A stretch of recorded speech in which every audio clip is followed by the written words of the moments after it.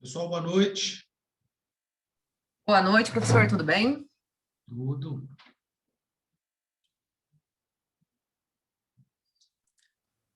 Agora aqui é a Rose falando. Eu te enviei uma mensagem, só que eu não sei se você teve a oportunidade de ver no WhatsApp. Eu vi aqui, Rosé, que eu estava... Depois eu te respondo aqui, tá? Não Não, vi sem ainda. problema.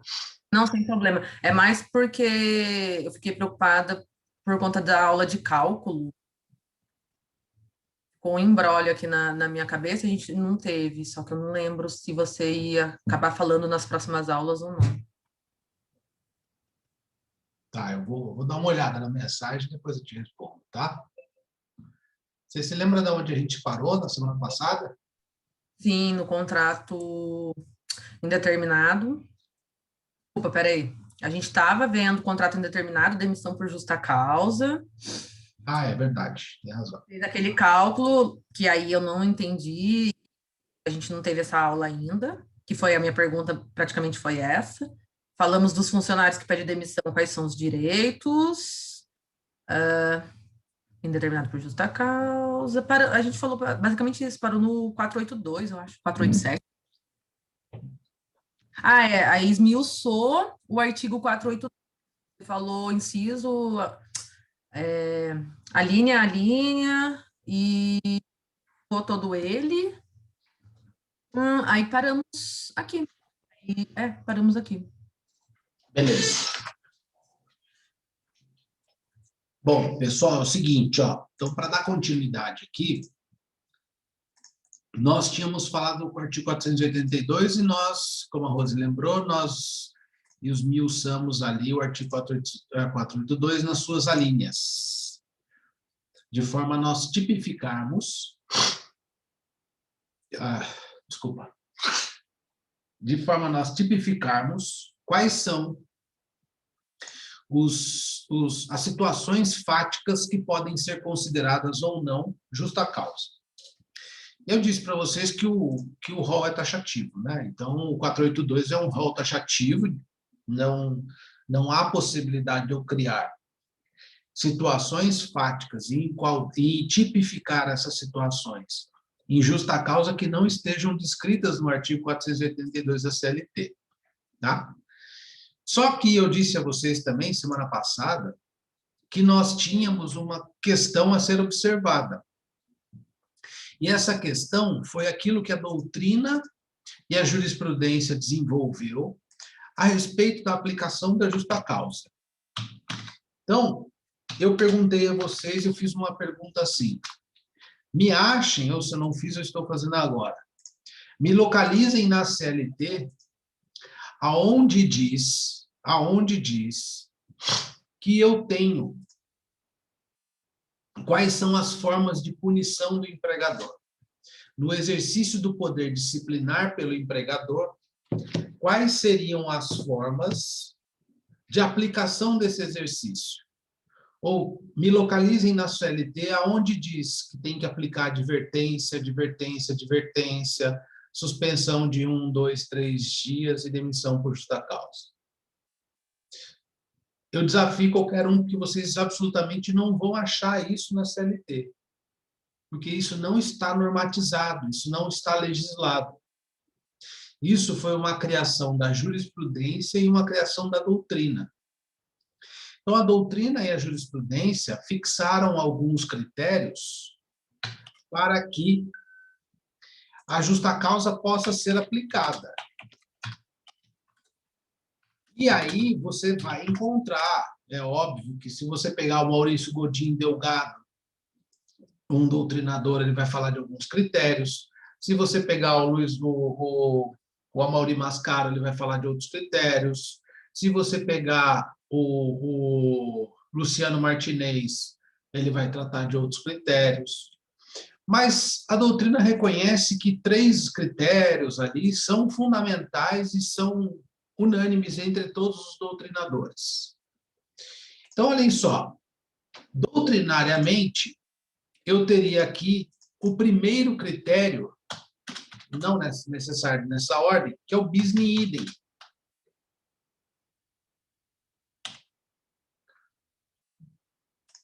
que é o bis in idem. Então, o que é o critério? Eu já escrevo lá para vocês. O que é o critério do bis? Tá, vamos repetir aqui, vai. Primeiro critério é o bis in idem. O que é esse primeiro critério do bis in idem? As penas não se repetem. Basicamente é isso. Então, olhem só. Eu posso aplicar duas medidas punitivas ou disciplinares pela mesma situação de fato. Então, eu tenho um ato ou fato grave. E a pergunta é, eu posso aplicar duas medidas punitivas pelo mesmo ato grave? Por exemplo, o empregado xingou outra pessoa lá, mas o empregador, por algum motivo, não resolveu rescindir o contrato dele por demissão por justa causa. E esse empregador faz o seguinte, ele dá uma advertência escrita, dizendo, ó, amigão, você ofendeu a honra do outro colega, isso está lá no 482, estou te dando uma advertência escrita, para você nunca mais repetir esse fato aqui na empresa. E, ao mesmo tempo, ele aplica suspensão do trabalhador de um dia. Ou seja, vai para sua casa, não vem trabalhar, e esse dia que você não está trabalhando será descontado da sua rescisão. A doutrina e a jurisprudência admitem o bis in idem? Não se admite o bis in idem. Não se admitem a pena dupla. Não se admite a pena dupla. Ou seja, ou você dá a suspensão, ou você dá a advertência, ou você aplica a própria justa causa, mas duas medidas positivas pelo mesmo fato, pelo único ou mesmo fato, jamais ou jamais. Certo? Outro critério é o critério de gradação das penas. E aí se reconhece advertência verbal, advertência escrita, suspensão, não tenho número de dias, não tenho quantidade de advertências, e, por fim, justa causa, gradação de penas e caráter educativo da pena. Caráter educativo da pena. Caráter, está faltando acento ali, tá, pessoal? O caráter educativo da pena. Olhem só, eu gosto de fazer uma analogia da seguinte forma. Eu já abro a pergunta aí, se alguém tiver uma pergunta, acho que o Edson levantou a mão, não sei. Eu faço uma analogia da seguinte forma aqui. Imaginem que alguém de vocês deve ter filho, e o filho descumpre, ele é mal criado em algum momento. E você, num primeiro momento, você aplica uma advertência verbal. Você olha, fulano, para o seu filho, não quero mais que você faça isso. Se você fizer isso, o papai vai te deixar de castigo.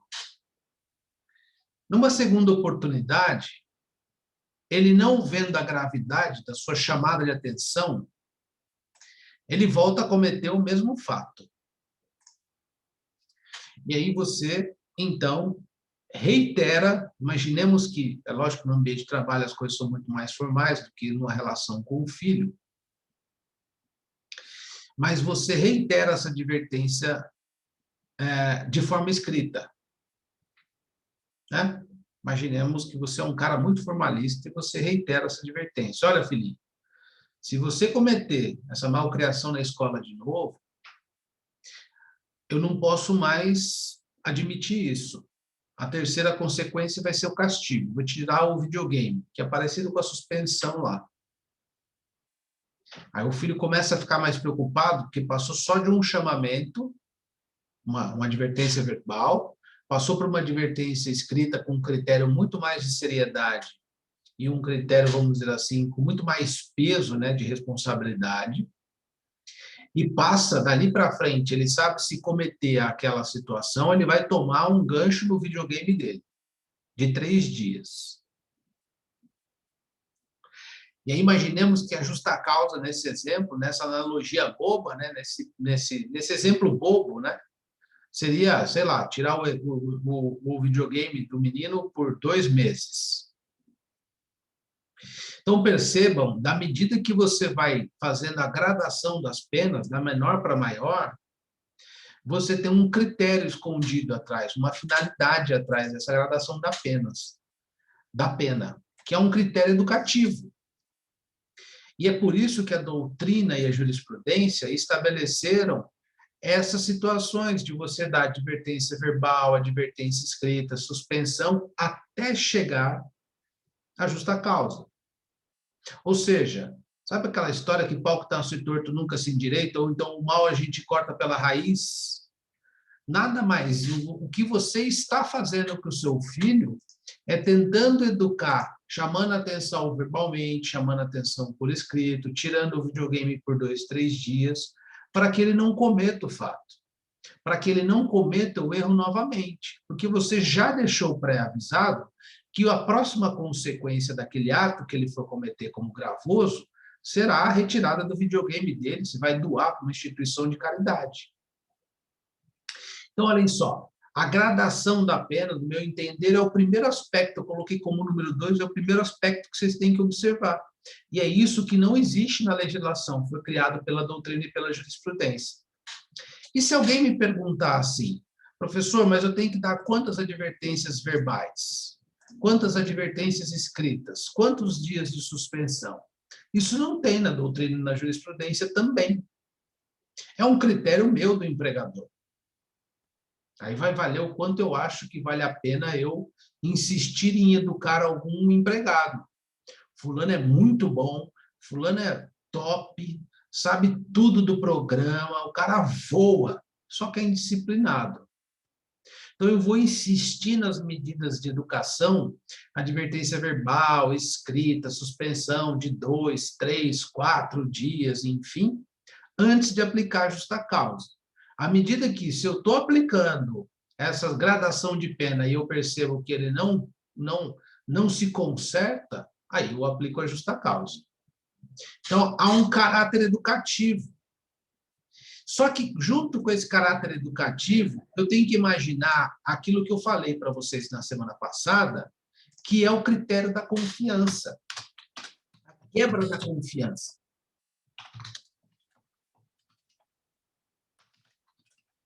Imaginemos assim, eu tenho em mente o caráter educativo, separa o bis nem idem ali. Ele vai surgir talvez num outro momento ou nem surja. Mas eu tenho em mente a gradação das penas e o caráter educativo, e eu tenho em mente a quebra da confiança. E aí eu penso o seguinte, o empregado cometeu uma falta grave que está lá escrita no artigo 482 da CLT. O que eu tenho que avaliar como empregador para saber o que eu vou fazer nessa perspectiva de gradação das penas? Eu tenho que verificar o tão grave foi a falta cometida pelo empregado, desculpa. E aí eu tenho que me fazer uma pergunta. Essa falta grave rompeu de imediato com a minha confiança?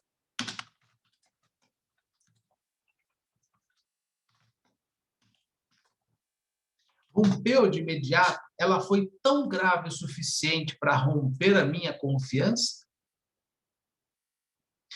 Bom, se eu cometo um ato de incontinência de conduta, Eu roubei meu empregador, fui preso em flagrante, tinha uma câmera lá na frente, demonstra que eu pego o dinheiro do caixa e coloco no bolso. É incontestável que eu estava pegando dinheiro.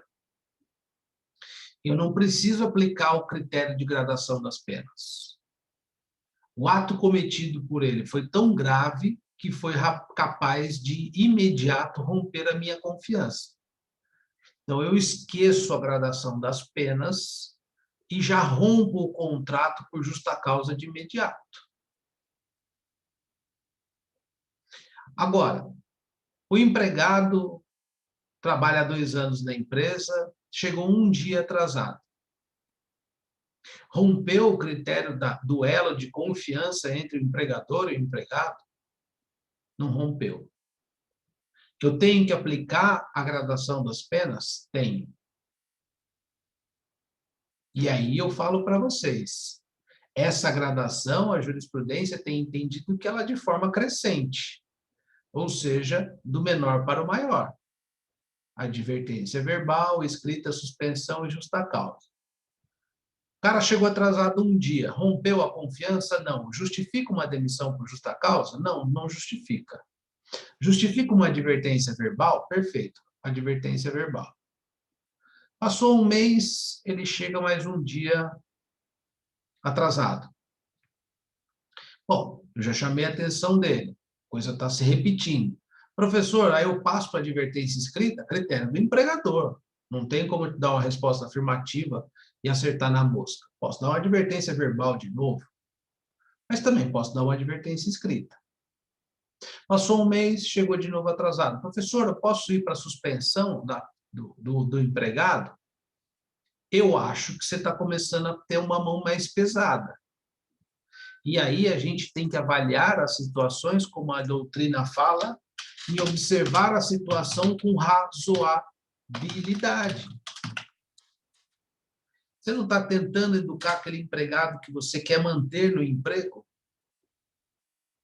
Razoabilidade é agir com aquilo que o homem médio faz, com situações razoáveis. O cara chegou atrasado 2 vezes e você já vai para a pena de suspensão. Então, a gente recomenda, talvez, que você dê outra advertência escrita. A advertência escrita vai simbolizar para ele que se ele cometer uma outra infração da mesma natureza, ele vai tomar uma outra. E uma outra. E dali para frente, eu parto para a suspensão. Significa para o empregado que ele já tomou 1 ou 2 advertências escritas e pode ser que a terceira não se repita como advertência, e sim como suspensão.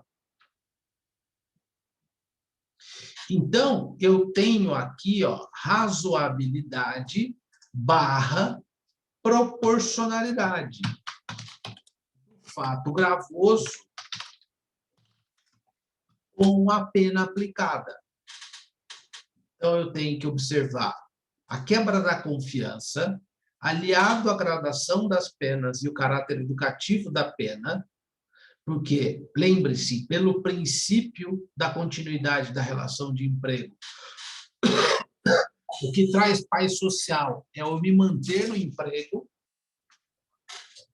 né? É o me manter no emprego. Então, o princípio da continuidade da relação de emprego me retém nessa perspectiva de eu ter que dar advertência verbal, advertência escrita, suspensão e justa causa.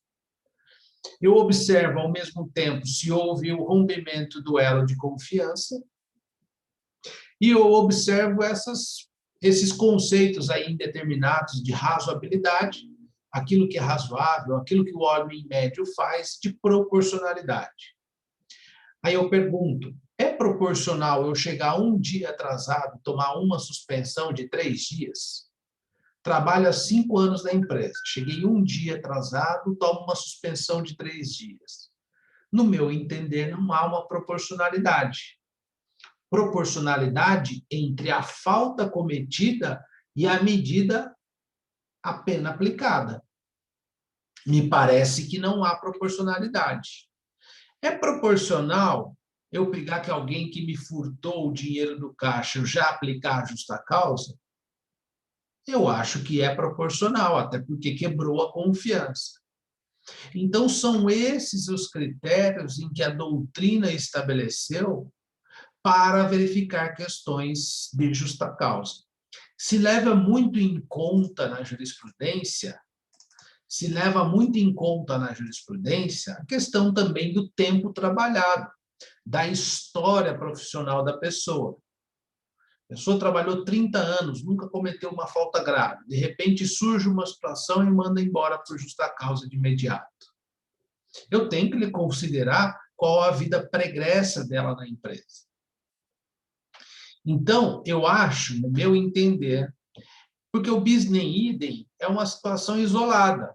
Você, no caso em concreto, vai verificar se o empregador aplicou 2 penas ou não. Ponto final. O resto, para mim, o que é mais importante são esses 3 critérios que estão à direita aqui: gradação das penas, quebra de confiança, razoabilidade e proporcionalidade. Alguém tem dúvida com relação a isso? Professor, boa noite. Tenho pergunta. Boa noite, professor. Eu não tenho dúvida quanto a isso. Só queria uma curiosidade minha que aconteceu com o rapaz que trabalha comigo. Ele estava afastado do INSS por não poder ficar em local fechado, o estresse dele, lugar fechado. Afastou por 6 meses. Daí tiraram foto do Facebook dele, que ele postou lá não sei na onde, uma foto que ele estava no Mutley, aqui em Taubaté. E quando ele retornou do afastamento dele, mandaram ele embora por justa causa. Onde encaixa isso? Isso é plausível? É plausível e, para mim, é conduta de mau procedimento, tudo aquilo que ofende a moral e a ética do ambiente de trabalho. Porque ele não tomou uma conduta ética, você há de concordar comigo, né? E nem agiu com boa fé. Então, eu caracterizaria o 482, a linha B da CLT, em mau procedimento. E, Luciano, você deu um exemplo que está acontecendo de montão. Galera que pega atestado, tira foto em Ubatuba, está afastado, tira foto em Ubatuba, vai viajar. Isso está acontecendo de montão. E eu vou falar, gente que está também se afastando pela Previdência Social, tirando foto de outras atividades extras. Por exemplo, o cara trabalha na Volks, alega problema de coluna de afastamento, mas na garagem da casa dele faz serviço de funilaria. A Previdência tem até investigado essas situações aí para cortar o benefício previdenciário, porque se ele está recebendo um benefício, ele está se declarando incapacitado para o trabalho. E isso está acontecendo muito, muito, muito, muito, muito. Tá? Então, é uma pergunta pertinente nesse sentido, mas é mau procedimento, assim, na primeira vez. Inclusive, eu tenho contato com ele, como eu falei, ele trabalhava comigo lá, trabalhou 8 anos com a gente lá, e ele tentou a reintegração pela justiça e o juiz não concedeu. Fazem quase 2 anos que saiu e não conseguiu a reintegração, coisa que muitos funcionários conseguem lá na justiça, a reintegração por motivos vários motivos, né? E ele não conseguiu. Por isso minha curiosidade. Porque foi dada a justa causa. Por isso que não conseguiu. A gente vai falar um pouco de estabilidade também. Mas é isso. É pertinente. Outra coisa, viu, Luciana? A sua pergunta, só um pouquinho, Rose, fez eu pensar numa outra situação. Vamos dizer que o empregador enquadrou 482, ofensa à honra. Mas o juiz não acha que é ofensa à honra. Ele acha que é outra figura do 482. Ele ainda assim pode reconhecer a justa causa? Pode. A jurisprudência tem admitido que o juiz pode enquadrar em outra figura, desde que a falta seja absolutamente grave. Entendi. Muito obrigado, professor. Pois não, Rose. Professor. Pois não. Pode ir, Rose, depois eu pergunto. O Edson tinha perguntado antes, né? Não, complementando as duas coisas. Primeiro, uma dúvida, professor. Acabou de dizer que o juiz, ele pode... Por exemplo, você citou que no exemplo do Luciano, o cara estaria enquadrado na 482, a linha B. Aí, se chega lá, o juiz, ele pode também, é que eu não lembro se você já falou disso, ele pode, tipo, acumular com uma outra... Ele pode reenquadrar em outra figura ou acumular com outra Reenquadrar, mas figura. pode acumular? Pode. Ah, tá. E não, só complementando o que o Luciano falou, né?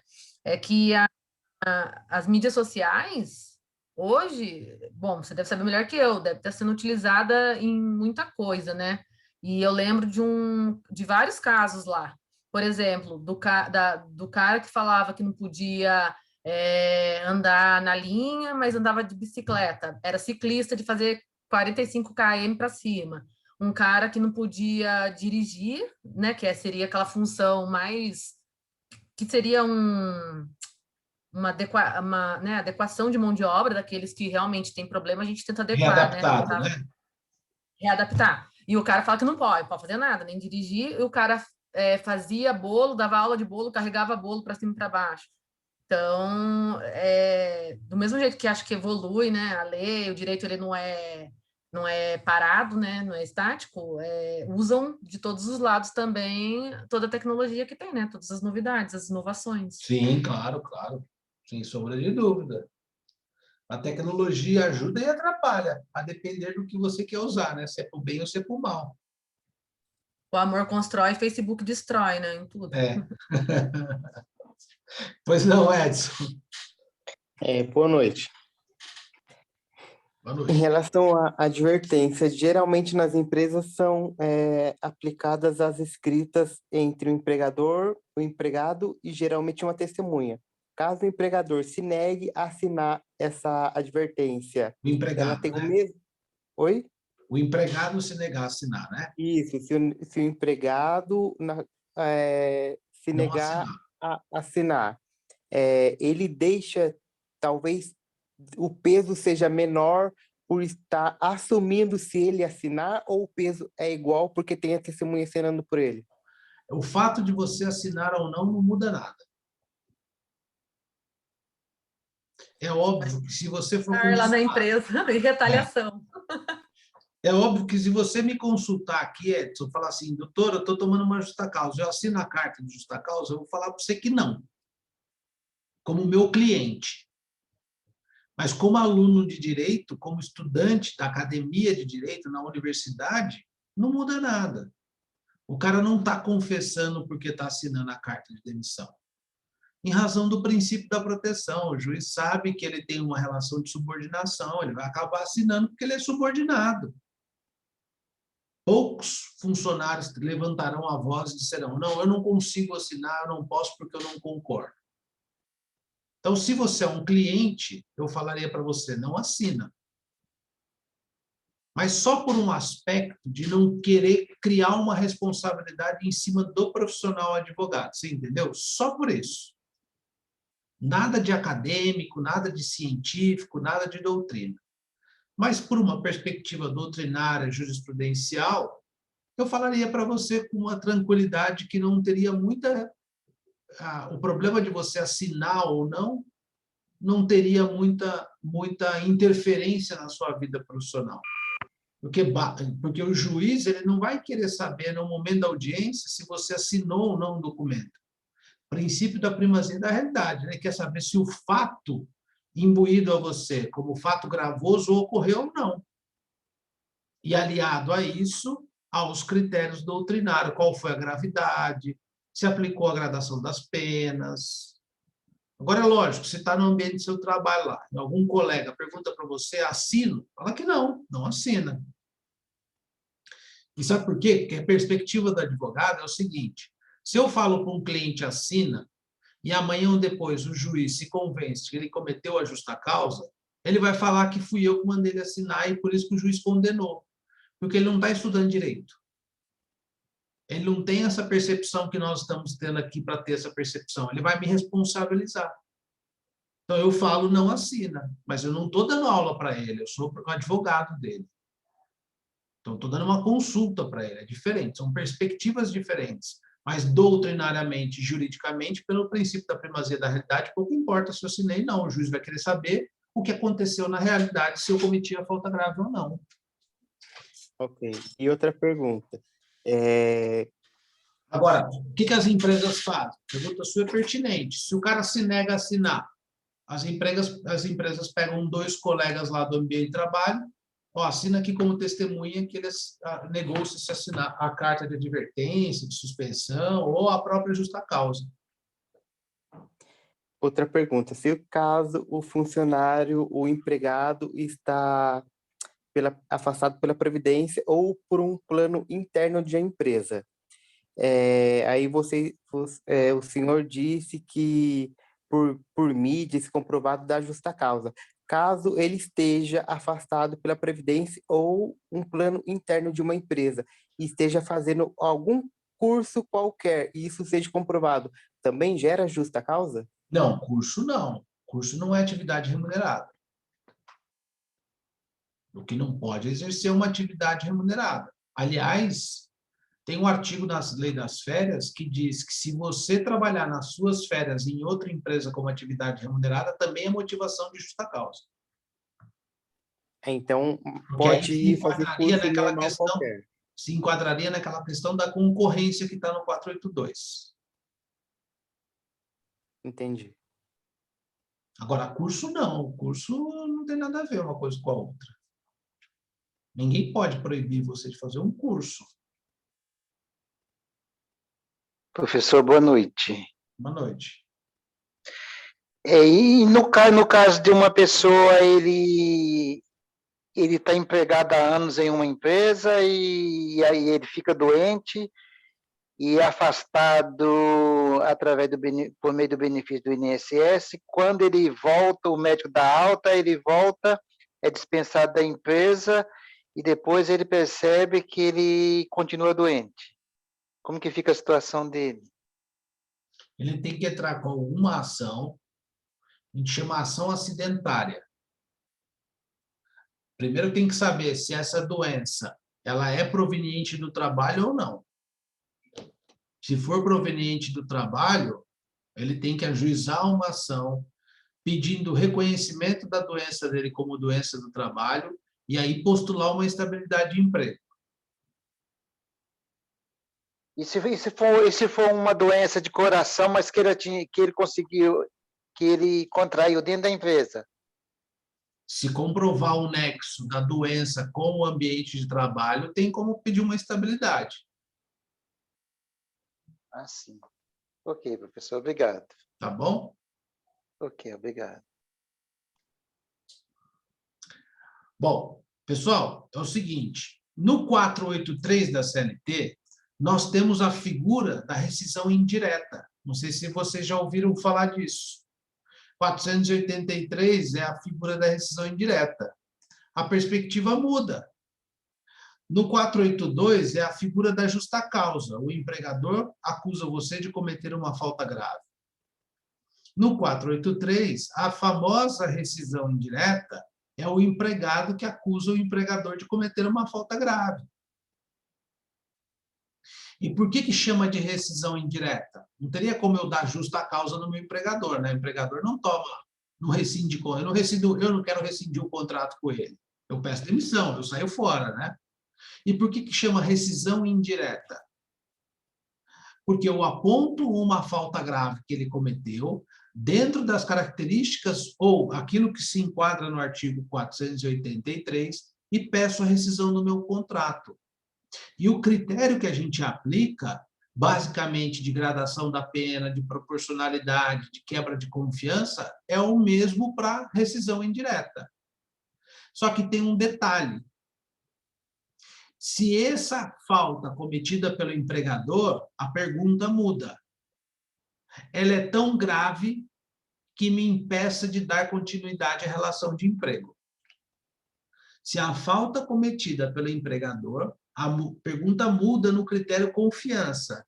Se ela é tão grave que me impede de prestar o serviço para aquela empresa.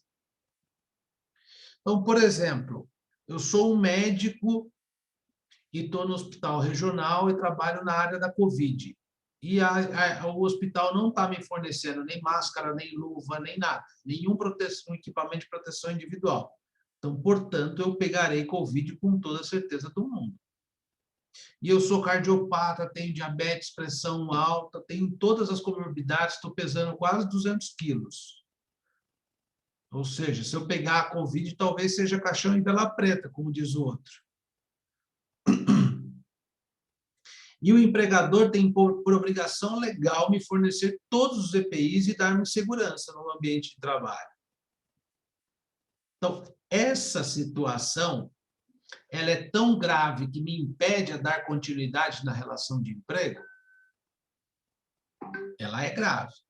Mas será que essa situação se enquadra em alguma das alíneas do artigo 483 para eu poder pedir a rescisão indireta? E vejam só, para eu poder pedir a rescisão indireta, só tem 2 caminhos. O primeiro deles é judicializando. Eu entro com a ação de rescisão indireta e aponto para o juiz qual falta grave que ele cometeu. Ou, extrajudicialmente, eu chego para o meu empregador e falo, olha, você cometeu uma falta grave e dentro dessa falta grave eu estou postulando a rescisão indireta. Mas provavelmente o cara jamais vai reconhecer que ele cometeu uma falta grave. Então, portanto, você sempre vai ter que judicializar isso. E olhem só, o 483 tem algumas normas que são basicamente idênticas por outra perspectiva, ao 482. Por outra perspectiva, obviamente. Então, fala assim, o empregado poderá, considerado, rescindido o contrato e pleitear a devida indenização quando? Olha lá, o empregado poderá rescindir o contrato e pleitear a indenização. Qual indenização que a norma faz referência? Lembra do cálculo das verbas devidas na demissão sem justa causa? Aviso prévio, 13º, férias, multa de 40%. É essa indenização aqui que ele está fazendo referência. Ou seja, nós descobrimos nesse exato momento que quem pede a rescisão indireta do contrato, porque o empregador cometeu alguma falta grave da linha A a G, recebe os mesmos direitos, reconhecida a rescisão indireta, recebe os mesmos direitos daquele que foi mandado embora sem justa causa. Percebam? Porque isso está expresso no artigo 483. Quais são as alíneas? O que caracteriza a rescisão indireta? Forem exigidos os serviços superiores, às suas forças. As forças de quem? Do trabalhador. Tá? Defesos por lei. É permitido vender droga no ambiente da empresa? Se o empregador manda você vender droga no ambiente da empresa. Defeso aqui não é de defesa, é de proibição. Interpretação gramatical. Defeso é no sentido de proibido. Então, olha, exigir serviços superiores às suas forças. Defesos por leis, proibidos por lei. Você pode fazer apontamento de jogo de bicho no ambiente de trabalho se o empregador pedir? Não. Você pode vender droga se o empregador pedir? Se ele mandar você vender droga? Não. Então, você pode pedir rescisão indireta do contrato. Contrário aos bons costumes, alheios ao contrato. Então, se ele pede para você fazer serviços superiores às suas forças, por exemplo, a CLT tem uma norma que diz qual é a movimentação de peso que o homem pode fazer e a mulher pode fazer. Não me vem à cabeça agora se é 30 quilos a mulher, 60 o homem, alguma coisa assim. Mas o importante não é o exemplo, depois eu até procuro para você qual é a quantidade de quilos que pode transportar. Mas imaginemos que seja 30 para a mulher, e o empregador manda essa mulher carregar sacos de 200 quilos. São serviços superiores à força do trabalhador, ou seja, até homem, se for 200 quilos, também é superior. Então, proibidos por leis, contrário aos bons costumes e alheios ao contrato. Aquilo que não foi celebrado no contrato. Fui contratado para ser vendedor, balconista de uma farmácia. E o empregador determina que eu faça a entrega de remédios por moto. É um serviço alheio ao contrato? Não sei. Eu fui contratado como balconista. Na minha atividade balconista, está a função de entregador de remédio na farmácia? Não, não está. Então, o serviço alheio ao contrato. Eu posso rescindir o contrato de forma indireta, aplicando uma falta grave no empregador. Só que vejam só, eu também tenho que avaliar o critério da razoabilidade, da proporcionalidade e fazer aquela mestra pergunta. A falta cometida pelo empregador é tão grave que me impede de cumprir o contrato de trabalho? Se sim, o juiz vai dar a sua rescisão indireta. Se não, ele vai considerar que você pediu demissão.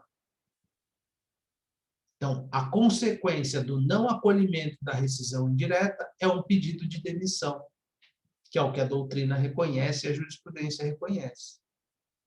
Então, se você pede uma rescisão indireta e o juiz não reconhece uma falta grave, ele vai considerar que você pediu demissão.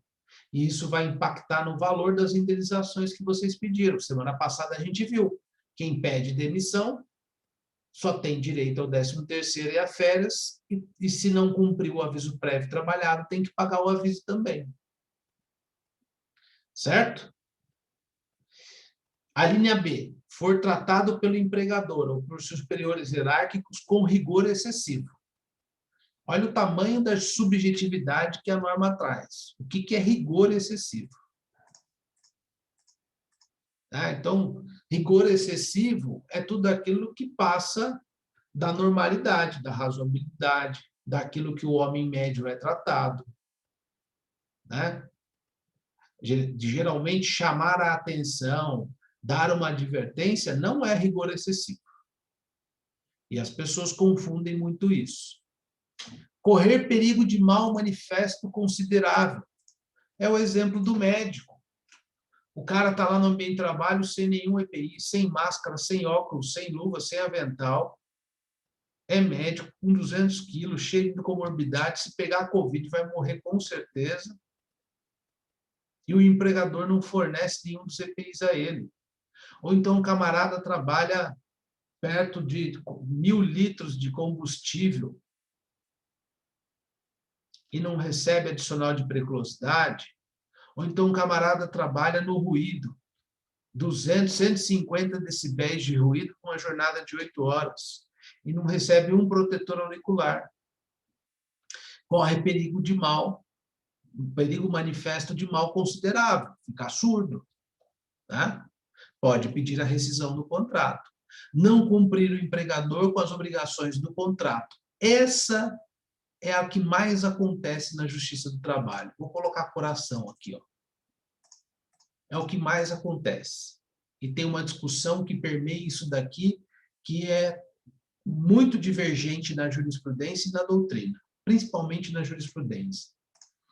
Não cumprir o empregador com as obrigações do contrato. Recolhimento do FGTS é obrigação de contrato por parte do empregador? Recolhimento da contribuição à Previdência Social sobre o seu salário é obrigação do contrato por parte do empregador? É obrigação de contrato. Só que alguns juízes entendem que o não recolhimento do fundo de garantia não gera a rescisão indireta. Outros entendem que o não recolhimento do fundo de garantia gera a rescisão indireta. Há uma divisão na jurisprudência com respeito a isso.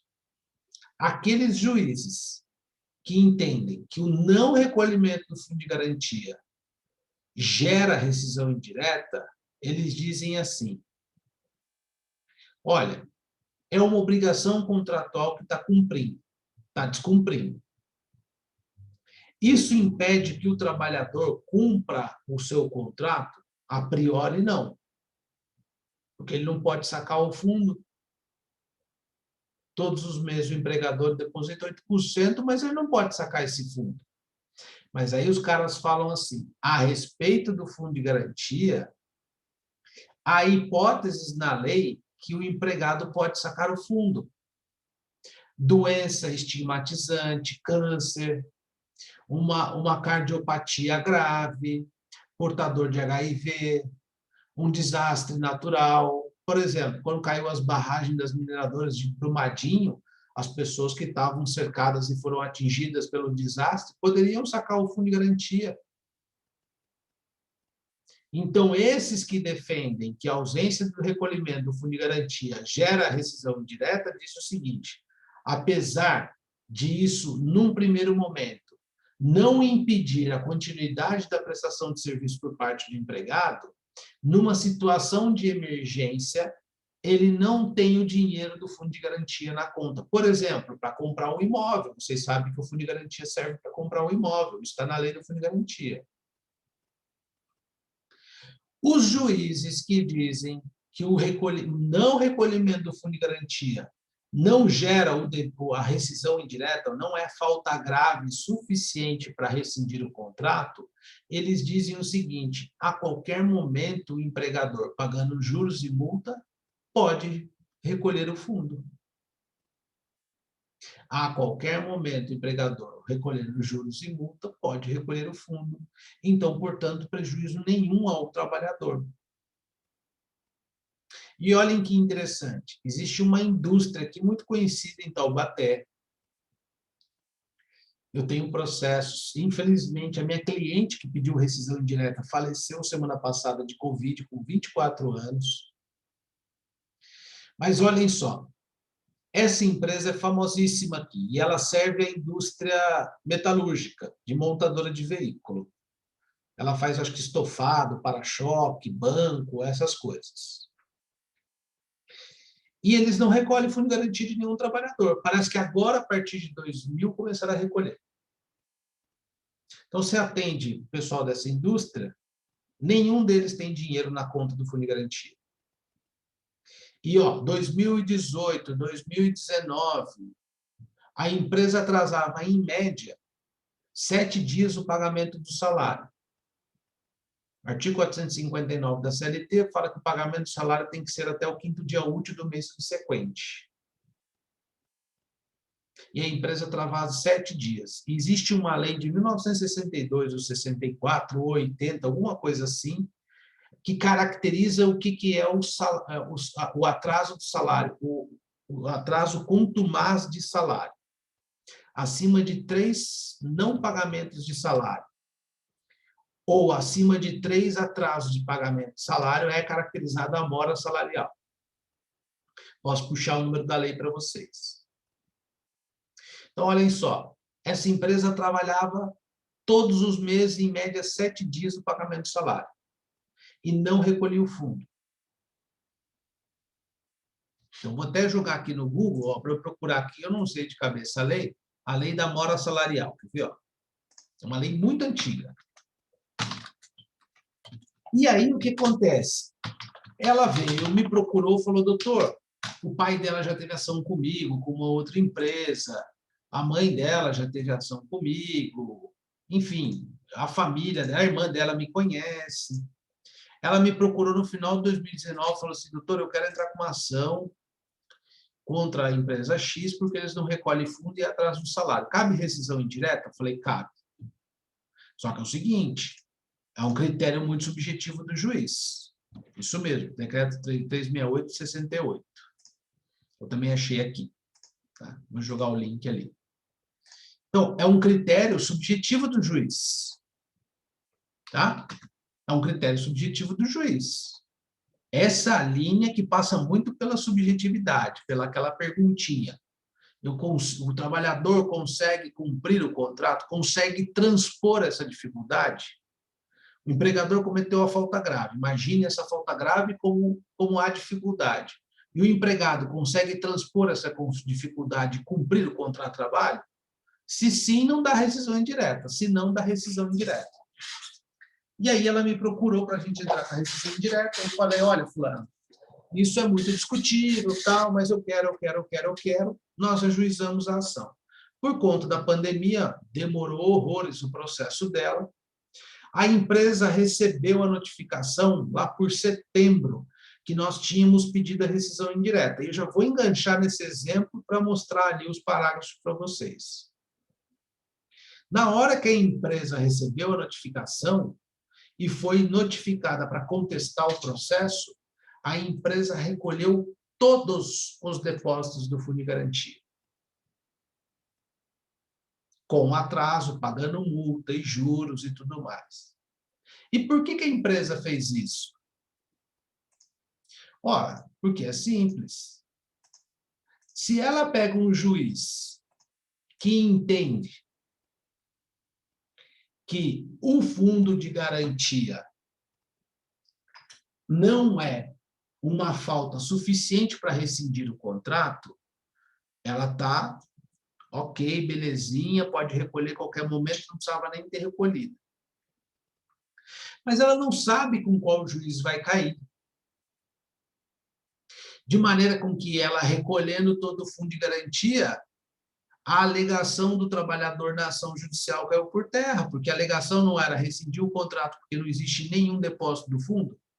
Ela ofereceu a defesa e recolheu todo o fundo. Qual a falta grave que cometeu? Olha só que situação. E a partir de 2020, agosto, setembro, a empresa parou de pagar os salários atrasados para todo mundo da fábrica lá. Só que quando ela me procurou, a empresa estava em mora contumaz de salário.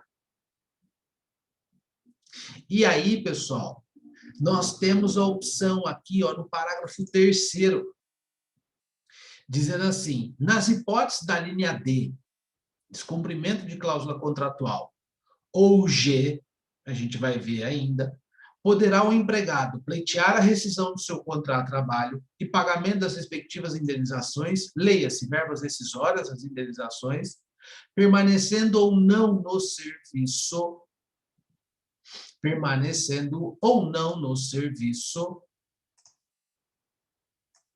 até o final da decisão do processo. Olha só que interessante. É uma faculdade do empregado em ficar ou não no serviço até o final do deslinde da ação. E eu expliquei, mas percebam o seguinte, para que o empregado exerça essa faculdade, a falta grave tem que ser da linha D e da linha G.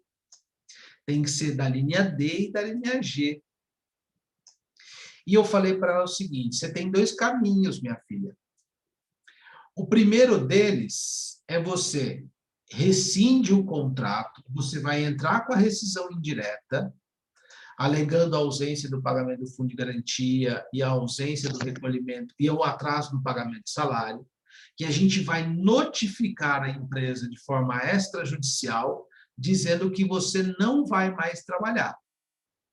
Porque o parágrafo 3º do 483 permite eu fazer isso. São as 2 únicas hipóteses, na hipótese de ofensa da linha D e da linha G. Ou você continua trabalhando, vai ganhando o seu salarião e deixa que o judiciário resolva o momento que vai reconhecer a ruptura do seu contrato pela rescisão indireta. Ou não. Lembrem-se de que eu falei para vocês, caso o juiz não reconheça a rescisão indireta, ele acolhe a pretensão do empregado como pedido de demissão. Ela optou pelo seguinte, doutora, eu não posso ficar sem salário, apesar de eu estar insatisfeita, eu vou tentar arrumar outro emprego, mas eu quero continuar trabalhando na empresa. Então, se ela precisa continuar trabalhando, se ela vai continuar trabalhando, eu não posso fazer absolutamente nada, eu não preciso fazer absolutamente nada, não preciso notificar a empresa. Professor, mas por que se você notifica se ela parar de trabalhar? Mas como é que a empresa vai saber que ela está entrando com a rescisão indireta? E se o judiciário demora 8 meses para mandar notificação para ela?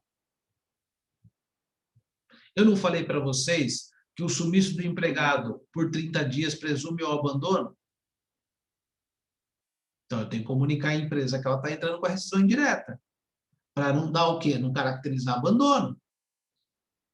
No caso dela, ela continuou trabalhando na empresa.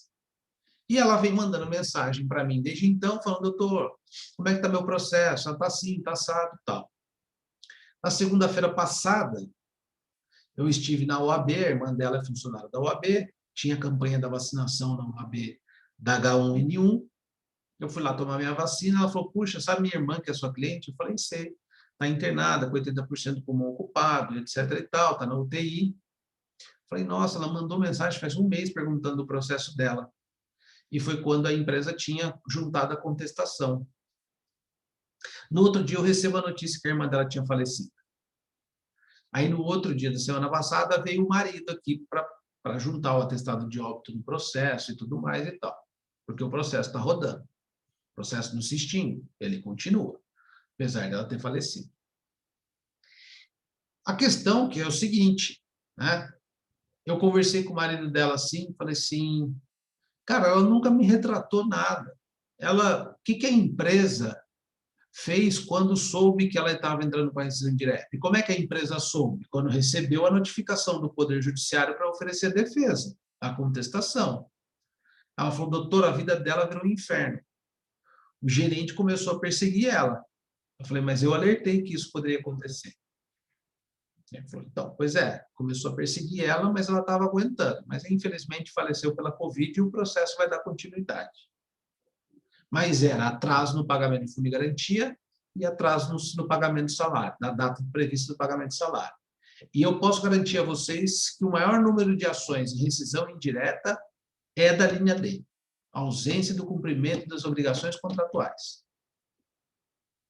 Isso eu posso levar não fornecimento de equipamento de proteção individual, não concessão de férias. Eu posso trazer um monte de coisa aqui para esse exemplo. A única coisa que vocês têm que pensar e se perguntar é a seguinte: tudo bem, professor, nós entendemos. A questão que nós queremos saber é o seguinte: qual a pergunta que o juiz faz? O juiz faz essa pergunta para si mesmo. Essa falta é tão grave a ponto de impedir que o empregado continue a sua prestação de serviço? Ou essa falta ela é transponível? Apesar de ser difícil, o empregado pode passar por cima. Isso não impede ele de continuar a prestação de serviço. É isso que o juiz vai pensar. Aí tem proporcionalidade, gradação das penas, etc. e tal. Aí pergunta aos senhores, o empregador deixou de recolher um mês o fundo de garantia, um único mês. Caberia rescisão indireta? Pela leitura simples e gramatical do artigo 483-D da CLT, é o descumprimento de uma cláusula contratual, sem sombra de dúvida. Mas olhando os critérios da doutrina, proporcionalidade, razoabilidade, a perguntinha que a gente faz, isso é transponível ou intransponível por parte do empregado? Isso impede ou não impede dele cumprir o contrato? Então, isso não impede. Isso é uma objeção ou é um obstáculo transponível, um mês só de fundo, não vai fazer reflexo nenhum na vida dele. Então, não vai ser reconhecida a rescisão indireta, muito provavelmente. Os outros incisos vão falar assim, a linha E, praticar o empregador e seus prepostos contra ele ou contra a família, pessoa de sua família, ato lesivo à honra e à boa fama. É a mesma coisa que você tem no 482. Só que a perspectiva agora é do empregador cometendo isso contra o empregado. É do empregador difamando o empregado numa rede social, por exemplo. Né? Então, é a mesma perspectiva sobre uma outra ótica, do empregador cometendo ato lesivo à honra e à boa fama do empregado. É a mesma situação que nós temos de uma outra visão, de um outro sentido do que está no 482. A linha F, o empregador e seus prepostos ofenderem fisicamente, salvo em caso de legítima defesa. Então, a agressão vem do empregador ou dos seus representantes para o empregado. O empregado pode pedir a rescisão indireta. É a mesma situação de maneira inversa do que está no 482. A linha G, o empregador reduzir o seu trabalho, sendo este por peça ou tarefa, de forma a afetar sensivelmente a importância do salário. Isso pode ser, inclusive, caracterização de assédio moral. Eu vou fazer esse cara pedir demissão. eu diminuo a quantidade de peças e tarefas que ele produz. Só que, obviamente, para isso, o salário tem que ser, a modalidade de pagamento de salário tem que ser por peça ou tarefa. Porque existe essa modalidade de pagamento de salário. Na década de 40, quando a CLT nasceu, ela era muito mais utilizada. Eu, hoje, nos meus 17, 20 anos de profissão, nos 20 anos de formado, 17 anos de profissão, eu nunca vi um trabalhador receber por peça ou tarefa. Sabe como é que é isso? É assim. A cada peça produzida, você ganha R$10. A cada tarefa executada, você ganha 20. Sabe onde é que acontece muito isso? Lá na Zé Paulino, lá naquelas ruas de confecção das bolivianas, sabe? Que já deu problema com a M-Office de trabalho escravo, com a Zara, enfim, com uma série de confecções. O que essas grandes confecções faziam? Tudo bem que foi caracterizado pelo Ministério Público como trabalho escravo. Mas que, na época, o que essas confecções faziam? Por exemplo, produzia lá a calça jeans. Chegava nessas moças que trabalhavam na região central da cidade de São Paulo, eram bolivianas, enfim, eram estrangeiras que viviam em condições lá meio que subhumanas, levava lá uma pacoteira de roupa e falava: a cada botão que você pregar, a cada zíper que você costurar na braguilha da calça, são R$10. Só que transporta isso para o mundo do trabalho formal. Isso é uma medida de você pagar salário por tarefa. A cada tarefa executada ou peça, você remunera. E aí, se eu quero ferrar o empregado, se eu faço esse pagamento dessa modalidade desse salário, é simples. Eu reduzo a quantidade de peças e tarefas que eu dou para ele, de maneira a reduzir o salário dele e forçar ele a pedir demissão. Aliás, toda vez que eu tomo uma atitude que eu posso forçar ao empregado pedir demissão, eu posso imaginar que eu estou diante de uma ação de rescisão indireta. Tá? Que eu estou diante de uma ação de rescisão indireta. Olhem só, no 483, parágrafo 1º, vai dizer assim: o empregado poderá suspender a prestação de serviços ou rescindir o contrato quando tiver de desempenhar obrigações legais incompatíveis com a continuação do serviço. Então, ele fala assim: olha, se você tiver que desempenhar obrigações legais que são incompatíveis com a continuação de prestação de serviço, você pode ou ajuizar a ação e pedir a rescisão do contrato, ou você interromper a prestação de serviço. O que é importante aqui é que, se você interromper a prestação de serviço, você tem que notificar o empregador dizendo que você está entrando com uma rescisão indireta, a fim de que o empregador não te dê justa causa. Porque lá na frente pode dar um problema assim. O que aconteceu? Ele entrou com a rescisão indireta primeiro ou você que deu a justa causa primeiro? Então, tem que tomar cuidado com isso. No caso de morte do empregador constituído em empresa individual, é facultado ao empregado rescindir o contrato de trabalho. No caso de morte de empregador em empresa individual, ele pode pedir uma rescisão indireta. Porque a empresa, para uma empresa individual, ela se mistura com a figura do próprio empregador. E aí ele pode pedir uma rescisão indireta do contrato. Ele pode romper o contrato dele. Só que o que é importante aqui? Rescisão indireta, além de estar no 483 e ter todas essas características, eu tenho que chamar a atenção dos senhores com relação ao que a gente deu na aula passada. Verbas rescisórias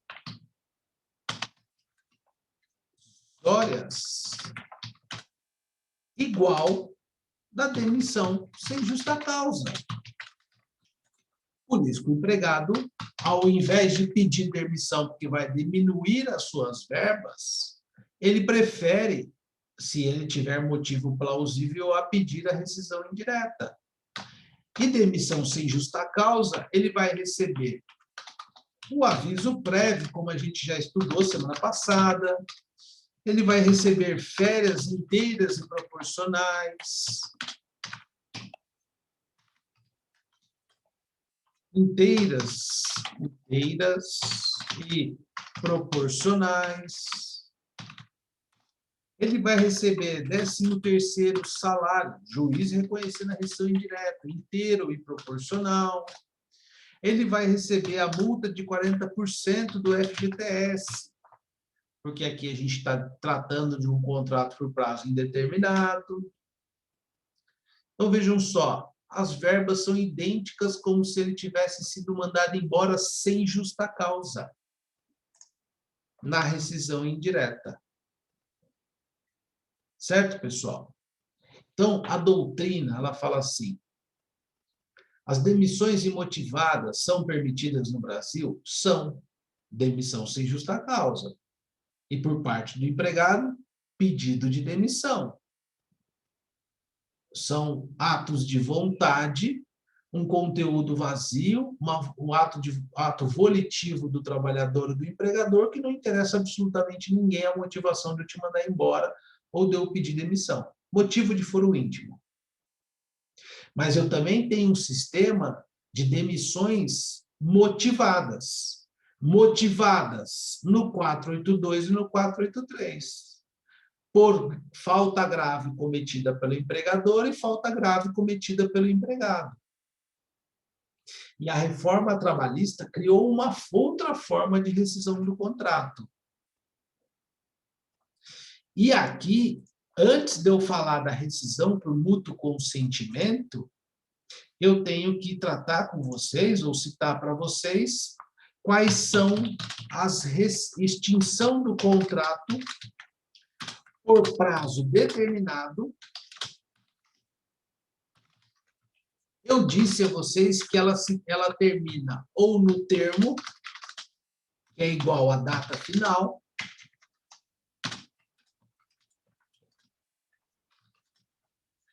ou na condição futura. Já falei para vocês. Vamos ver se vocês lembram. Contrato por prazo determinado que se extingue na sua data final. Tem a figura do aviso prévio?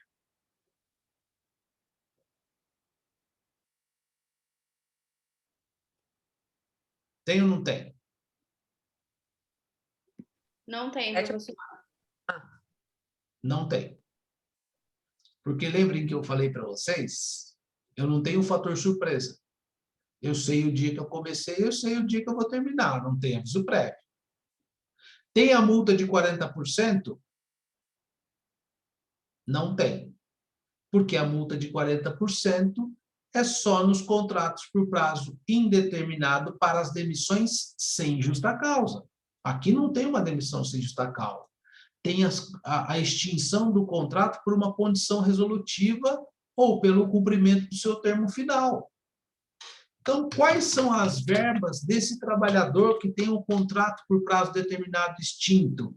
13º salário inteiro ou proporcional e férias inteiras ou proporcionais. E férias inteiras ou proporcionais. Só que eu tenho que também observar duas regrinhas que eu não falei para vocês, que estão no artigo 478 da CLT e no artigo 479 da CLT, que nós vamos abordar isso semana que vem. E é muito simples. O legislador criou uma maneira de indenizar essas pessoas que estão no contrato por prazo determinado, caso a extinção do contrato se antecipe, por vontade de alguma das partes. Eu não sei a data que vai começar e a data que vai terminar? Eu sei. E se o empregador resolve rescindir o contrato antecipando a data? O legislador imaginou uma forma de me compensar, porque eu considerava que meu contrato de experiência ia durar 90 dias, e, de repente, eu estou sabendo que ele só vai durar 50. E essa indenização está no artigo 478 e 479 da CLT. E depois nós vamos falar semana que vem, para vocês lembrarem do artigo 477 e do 486 da CLT. São multas que estabelecem o prazo de pagamento, que estabelecem prazo de pagamento da rescisão.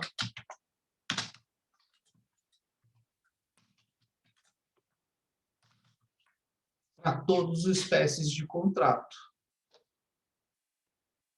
E aí eu não faço distinção se é por prazo determinado, se não é, se é justa causa, se não é. Ah, e aqui também, ó, esqueci de uma coisa muito importante aqui, né? O saldo de salário, né, pessoal? Todos eles têm saldo de salário. É igual aos dias trabalhados. No mês da rescisão. Dias trabalhados no mês da rescisão. Aqui no 483, da demissão sem justa causa, também tem o saldo de salário. No pedido de demissão, também tem o saldo de salário. Certo? Então, semana que vem, a gente fala do 478, 479, do 477, do 486.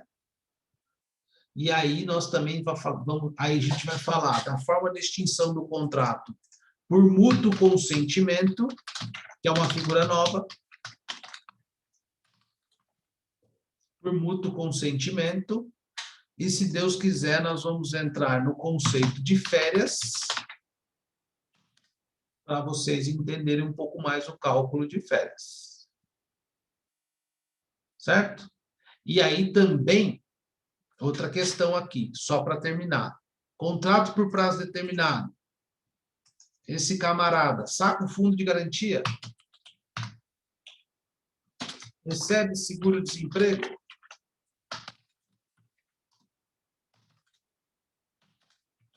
Não recebe seguro. Justamente porque ele sabe quando será o término da relação de emprego no seu termo final. E a lei do seguro-desemprego fala claramente, é devido ao seguro-desemprego aos trabalhadores que cumprem os requisitos da lei, que forem dispensados sem justa causa. Quem tem contrato por prazo determinado não tem dispensa sem justa causa, tem a extinção do contrato no seu termo final ou na condição futura. De maneira que todas essas formas de extinção a gente chama de resolução contratual. Quando é no termo final ou numa condição futura, a gente dá o nome de resolução contratual. Quando a demissão é sem justa causa ou pedido de demissão, a gente dá o nome de resilição contratual.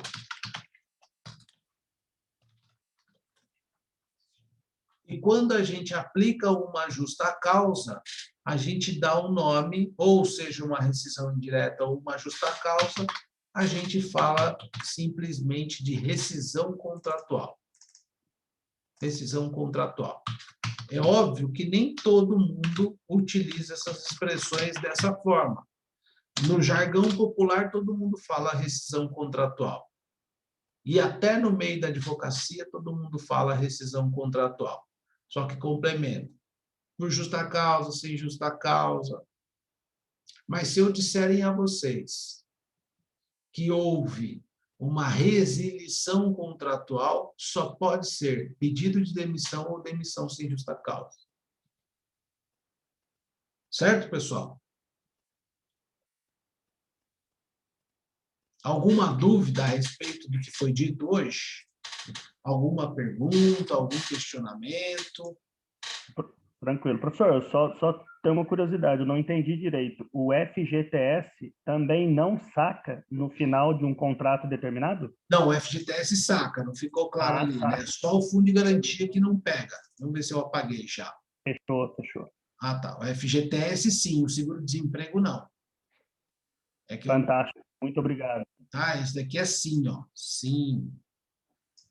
Tá? Só o seguro-desemprego que não.